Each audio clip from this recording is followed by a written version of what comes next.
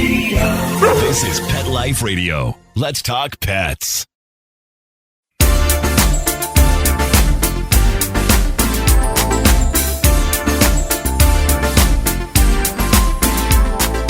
Rappaport to the rescue with award-winning animal advocate Jill Rappaport. Hi, welcome to Rappaport to the Rescue. I'm Jill Rappaport, and today it's horses, horses, horses. All about the equines today. I just celebrated what I believe was the 15th anniversary doing the Hampton Classic Horse Show Adoption Day. That's my little rescue Oscar in the background going, yes, we're so proud of you, Mommy. Okay, Oscar, we all hear you. Anyway, it was another great event. Unbelievable. And why I am so proud to be part of the Hampton Classic Horse Show on this particular day is because I am not a competitive rider.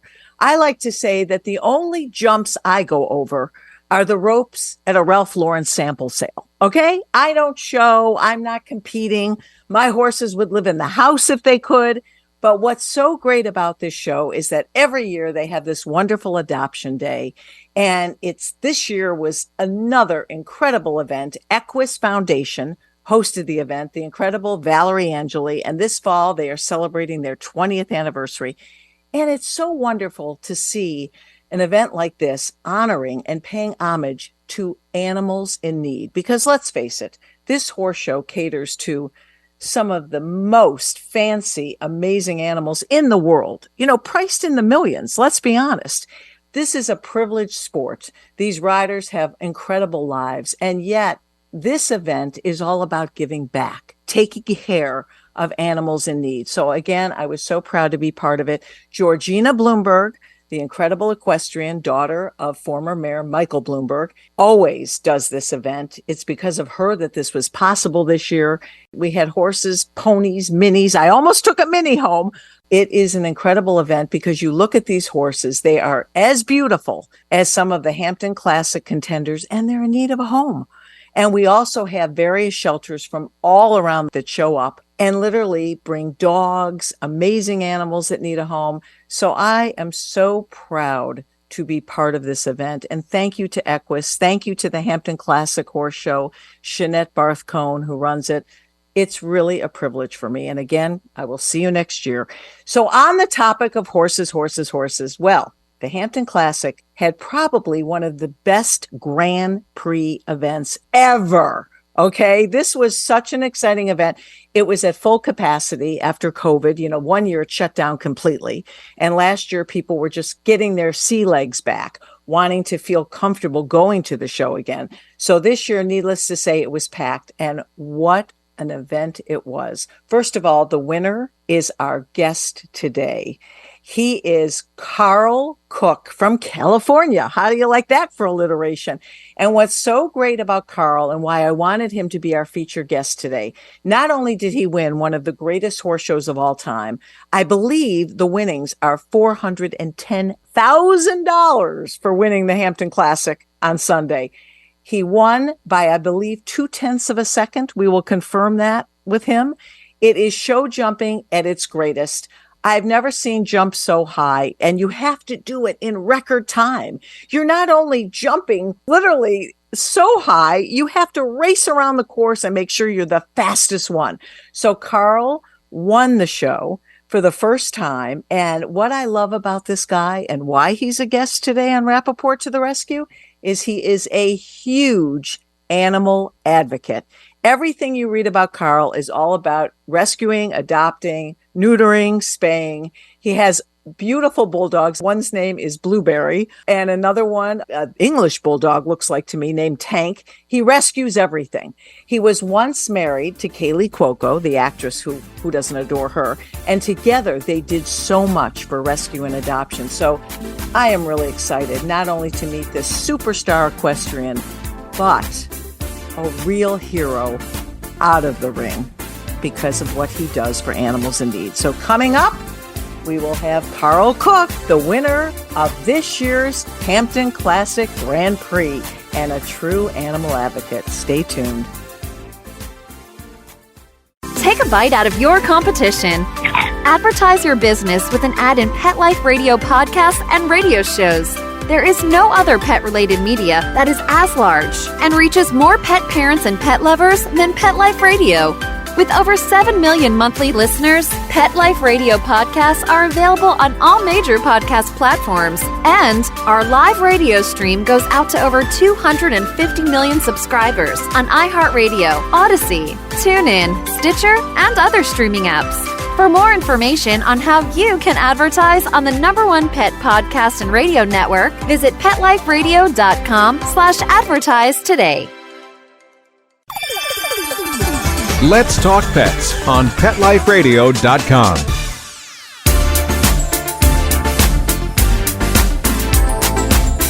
Welcome back to Rappaport to the Rescue. As you heard in my intro, I'm so excited to have the winner of this year's Grand Prix at the Hampton Classic. It was an amazing event, and this guy won it by 0.2 of a second. Karl Cook is with us today. Karl, unbelievable show. I got to tell you, I was holding my hands so tight, clenching my teeth. That was a real nail biter. It was really fun to show. Like, as a competitor, it was fun. And it was, I hope that for the fans, it was also exciting having people go faster and faster. And, I want it always to be a good show. Well, what's amazing, because Daniel Blumen from Israel won last year. And when he went around, for our listeners that don't understand what this show is all about, I explained it a little in the intro. Not only do you have to jump the biggest fences you've ever seen in your life with this crazy snake-like course that you weave in and out of, you have to go at record speed. So when Daniel went around, clear around, unbelievable speed, we thought he's going to win it again. And then you come in and win by 0.2 of a second. That is unbelievable. Yeah. Well, I've known Daniel. We first competed against each other in 2004. And, we're not the oldest people. So actually knowing someone for 18 years and showing together for that long, that's more than half of my entire riding life. I was going to say, you're 30 years old, right? Yep. But I knew, I knew he went fast. I watched his round, and I knew that it was possible for me to go faster. That doesn't mean that I will actually do that, but I knew it was like, sometimes I watch a jump off and I'm like, yep, I'm second today. There's just no way. But I knew that it was there if I was accurate enough. And let me talk about your mare. As someone who is the proud pet parent to 4 mares, I always say I love all horses, but one good mare, I'll tell you, there's nothing like a great mare. I love my geldings. I've always loved my geldings, but my mares take care of me. I have one, Karl, that if I'm cantering along, and I ride Western, and I'm a very fearful rider. I don't jump anything, but I can do my own thing in the ring. If ever I feel a little nervous, and one time I lost a stirrup and she stopped, like she is like a seeing eye horse. She takes care of me. They're just so special. And that's how you feel about this mare that you won the Grand Prix. What's been interesting, at least for me, when I was younger, when I was in my teens as a young rider and whatnot, I couldn't ride mares. Like, we didn't get along. It didn't work. I remember at one point I had like 4 stallions and like 2 geldings. I had no mares. And now I basically almost only have mares. I don't know what has changed, but now mares and I get along. But I agree. The mares are just, I think they have an added awareness about them that is obviously a benefit, but also in some cases it's the opposite, because sometimes it's better if they're a bit duller, but mares aren't. So when it works, it really works. And, I saw during the press conference, you were talking about how hot she is, that she needs to be ridden constantly. And for our listeners, hot means a lot of energy. If she has time off, that works against her. You really need to keep her working. So do you attribute that to winning? Like, she just loves to go as fast as she can and she just never tires out? I truly don't know what powers her. I really would love to find out, but there's nothing that she's afraid of. There's nothing that phases her. There's nothing that she believes she can't do. Like, she is just like, some mares are very aware, but they're kind of a little flighty. She's just full confidence at all times. Well, now that we've established what an incredible equestrian you are, and this show is one of the greatest and the toughest to win of any show in the world. I mean, it's really, when you win the Hampton Classic Grand Prix, you are revered for life. But why I wanted to do this interview with you and make you the focal point of Rappaport to the Rescue, I have been so intrigued and impressed by how much you love your animals. These animals are your family, and what you have done personally for rescue, for adoption or rescue, how many rescue animals you have, your ability and the importance to you to speak out for spay and neutering. Talk to me about that, Karl, because you're not just a competitor. Yeah, I mean, look, I grew up with animals. I know a lot of people did, but I had horses, dogs, chickens, we had cats,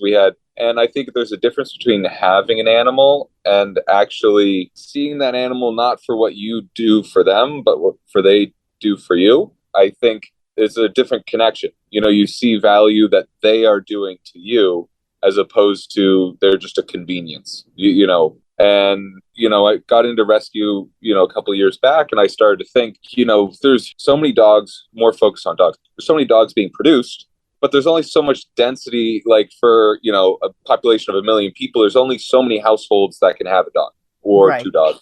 And we're producing more than that density. So I love when people rescue dogs. They absolutely have to. But for me, the less equally impactful, but less romantic is spaying and neutering, because you're getting in the way of producing too many dogs. Right. And then, if you don't produce as many dogs, then you'll have fewer in the shelters and you'll have fewer. And I just think it's way less romantic. That's why so many people, they focus on the neediest dogs as opposed to the future ones. But for me, it's all about the future ones. And also the life you've led, you come from a very privileged life. Look, you can't be in that sport and not have privilege. Let's be honest. And a lot of riders, and I know I've seen it, it's a sport, it's a business, but for you, these animals are your family.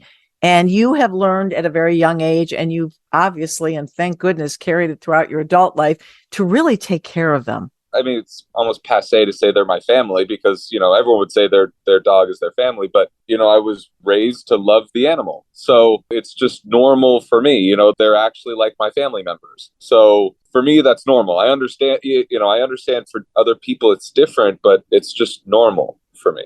Yeah. How many rescue animals do you have right now living in your farm, in your home in California?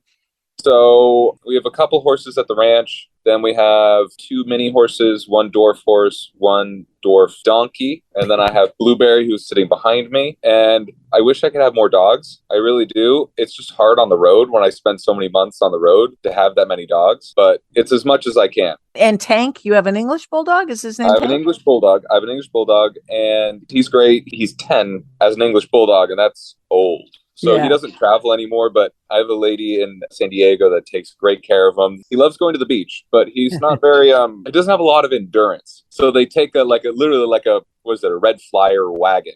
And so when he Right. gets tired, they just put him in the wagon and he just sits in the wagon and has a great time. And Blueberry, I wish our listeners could see this. I've seen so many pictures of him. He's just so beautiful. And he goes everywhere with you, doesn't he? Yeah, she goes everywhere. She, excuse me. Yeah, no worries. She flies when we travel. She flies with me and we go everywhere. And she obviously gets along great with the horses. Oh, yes. I mean, she grew up when I, first got her.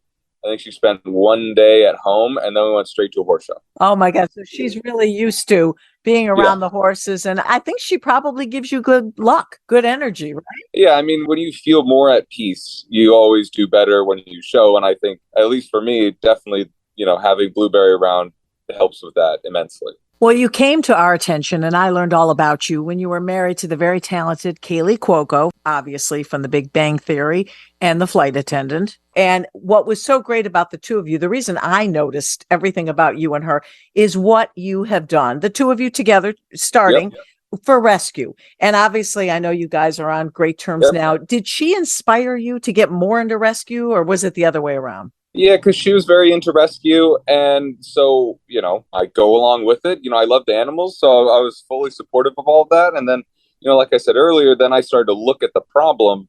And for me, the solution was always spay and neuter. Because there's a lot of people that are working in rescue. And so that's got a lot of attention and a lot of money is going to that. So for me, it was about spay and neuter. And I think both are congruent. They both go together. It's not one or the other. They both need to work. Right. But it's really important to have someone of your stature, especially now that you're gaining so much notoriety in your own right as an incredible equestrian. I mean, you're winning all these shows. You really can have a great voice now, to really educate people. There's so many people looking up to you for what you're doing in this sport. So this gives you a great platform, doesn't it? I think we all want to have an impact in our lives. And if this is the way I can have an impact, I couldn't be happier about that. That's so wonderful. And as far as the show jumping, what do you do next? Like, what's your dream to achieve now? You want to go to the Olympics, I assume. It sounds weird, but I don't like setting goals. Oh, wow. That's unusual for an athlete. Because this will make sense in a second. Because for me, I find when you're competing and you're competing with a horse, so horse sports, when you set a goal for yourself, oftentimes you focus on that goal, which is the point of setting the goal, and you focus a bit less on the horse. You're focused on that goal. And for me, it's always about progress with the horse, getting better and better and better. And if by doing that, I go to the Olympics, then great. But it's about doing better. I don't want to just, no holds barred, do anything I can to get to the Olympics. I'd rather not go to the Olympics than have to look back on those decisions, with regret. So if it happens, it's because we worked hard and it's right for the horse. Of course, I want to go to the Olympics. I mean, imagine going to the Olympics in Paris. I mean, come on, that's just pretty nice, Karl. Blueberry, would Blueberry go with you? Oh, if I go to the Olympics, Blueberry's coming. Yeah. Okay. Yeah, 100%. Like last week, there was no force involved. Kalinka comes back this week and I could show her again this week. But I'm not going to because that's the wrong decision, but it wasn't luck. I didn't have to throw everything at it. It's what I can maintain. How do you get to be so normal? You're so balanced and normal. How does that happen? Animals. Wow. And it's interesting that you went the show jumping route instead of the crazy cowboy, rodeo route, which a lot of boys do when they're young. Yeah, my mom owned show jumpers at that time when I was growing up. And so she had that, connection with the trainer that she had trained with and that she owned horses for. So it was just kind of, if I wanted to ride horses, that's what I was going to do. They must be so proud of you, your parents. They're proud. My mom is also she loves it for the sport as well. She loves the horse themselves, like on all sides. So the success is obviously great, but she does have a lot of pride of, that's my horse. She loves it. Well, I'll tell you, you're an incredible athlete, but what I love about you is what you do off the field and how much you care about animals in need. And I'm going to be bugging you to work with me on a lot of things that I have coming up, Karl. Thank you, because I think you'd be a great ambassador. I think that there's so many young people looking up to you that you could really influence and get involved in helping with animal rescue and helping for them to understand the need to take care of these animals. Absolutely. And one thing for me, as someone that works with animals every day, there's a big faction of, I would say, animal lovers, but they believe that to treat an animal well is to leave it alone. People saying that what we do with horses is wrong. We're abusing them. It's not abuse to work with animals, and you can love animals and work with them. And I want people to understand that connection is important, and I think that connection helps people be better people. I know it's made me a better person. So I know that when you have a real connection with an animal, whether it's a dog or a horse, you're a better person. That's a great note to end on. Karl Cook from California. I said in the beginning, I love the alliteration. Thank you so much. We should mention he's in Michigan right now, right on the heels of winning the Hampton Classic. Yep. He's off in Michigan, getting ready to continue to jump and show. And you never show tomorrow. Stop. You never stop. You never take a break. But you took time out to do this show. Thank you so much. Thank you for your amazing work for animals in the ring, off the ring, and I'm going to be bugging you. I'm going to keep in touch with you. I'm ready. Okay, Karl. Thank you so much for having me on. Thank you so much and continued success. We really enjoyed today. It was fascinating. And stay safe. Yeah, thank you. Thanks so much. And thank you for joining us on Rappaport to the Rescue. Let's Talk Pets, every week on demand, only on PetLifeRadio.com.